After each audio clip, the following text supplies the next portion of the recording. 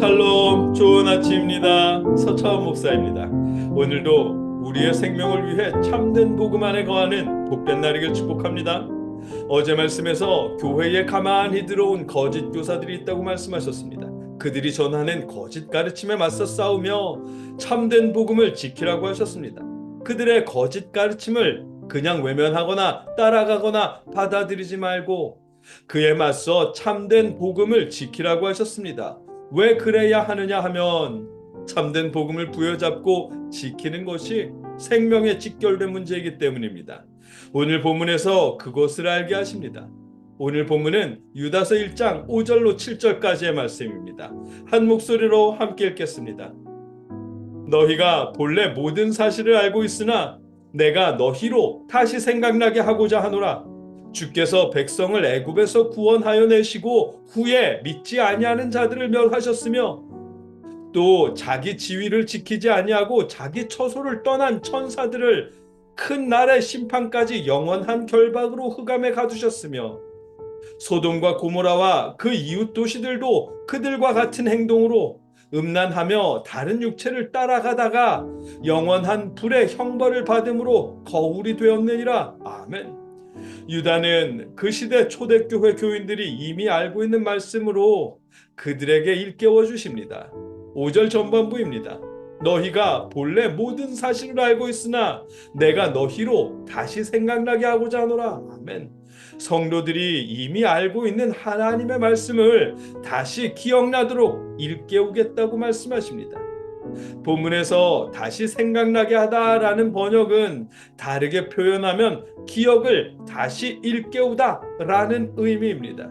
새 번역과 공동 번역은 모두 다시 한번 여러분의 기억을 일깨워라고 번역합니다. 기억을 다시 일깨우는 것, 다시 생각나게 한다는 이 말씀은 거짓 교사들의 가르침의 방식과 가장 큰 차이점입니다.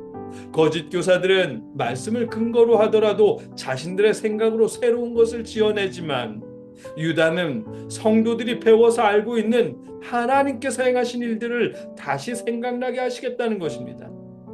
유다가 처음 일깨우는 기억은 출애굽 사건입니다. 주께서 백성을 애굽에서 구원하여 내시고 후에 믿지 아니하는 자들을 멸하셨으며 아멘. 하나님께서 이스라엘을 출애굽시키셨습니다. 그러나 광야 생활에 지친 이스라엘 사람들은 하나님을 원망했고 모세와 아론을 돌로 치려 했습니다. 다시 이집트로 돌아가자고 했습니다. 화가 나신 하나님께서 이스라엘을 벌하려 하셨고 모세는 만류했습니다. 결국 하나님과 모세의 협상하는 내가 그들의 조상들에게 맹세한 땅을 결탄코 보지 못할 것이요 또 나를 멸시하는 사람은 한 사람도 그것을 보지 못하리라. 아멘. 20세가 넘는 성인은 여호수아와 갈렙을 제외한 누구도 약속의 땅에 들어가지 못하게 하시는 것이었습니다. 그들을 광야에서 멸하셨습니다. 두 번째 예는 하나님의 아들들이 사람의 딸들과 결혼한 사건입니다. 본문 6절입니다.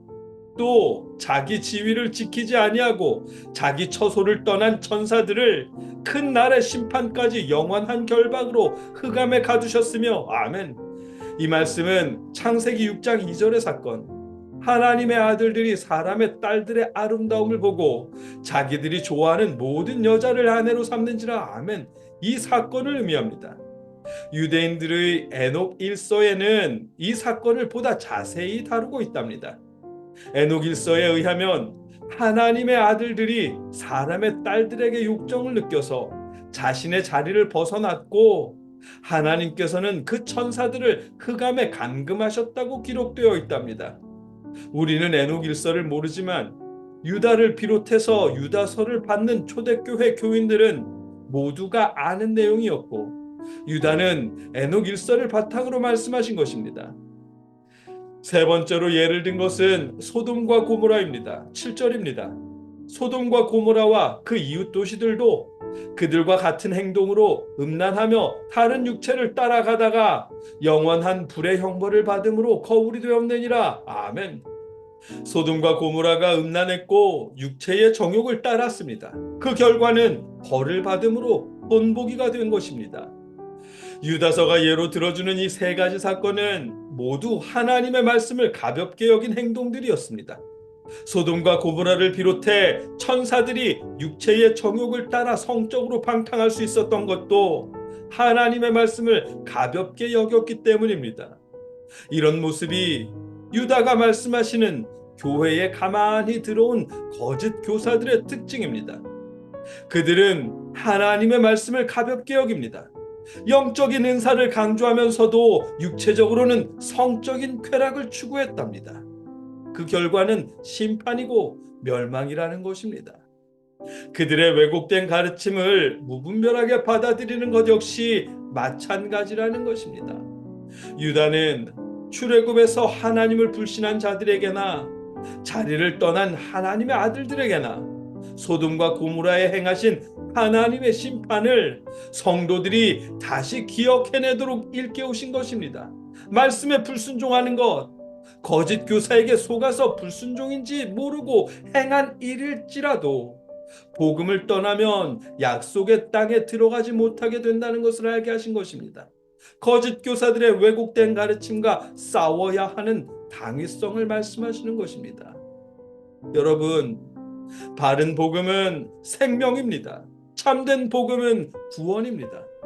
알고 그랬든 혹은 실수로 그랬든 거짓 교사들의 왜곡된 가르침을 따르는 행위는 소돔과 고모라처럼 자리를 떠난 천사들처럼 출애굽하고도 하나님을 원망했던 자들처럼 생명을 잃게 되는 일입니다. 오늘 본문의 말씀입니다. 하나님께서 여러분과 저에게 거짓 가르침을 구분할 지혜와 맞설 용기를 주시고 우리가 생명을 위해 참된 복음을 단단히 붙잡을 수 있도록 힘을 더하시기를 주님의 이름으로 축복합니다. 함께 기도하겠습니다. 사랑의 아버지 하나님,